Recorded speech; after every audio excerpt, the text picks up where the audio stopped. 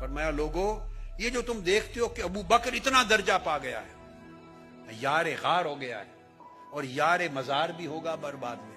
ये जो अबू बकर को इतना दर्जा देखते हो, फरमाया सुन लो, वो बहुत ज्यादा नमाजें पढ़ने की वजह से इस दर्जे तक नहीं पहुंचा और बहुत रोजे रखने की वजह से इस दर्जे तक नहीं पहुंचा। वो एक उस हाल की वजह से पहुंचा है जो उसके दिल में जमा हुआ है, जो उसके दिल में जमा हुआ है। और आप उस हाल, ऐसे हाल का कभी कभी मुजाहरा होता है। उसमें वो है कि जब गारे सौर में गए तो आका अलैहिस्सलाम को रोक लिया था, आप अंदर ना आए, ये पुरानी गार है, सांप होंगे पहले, तो मैं सारे बंद कर लूं।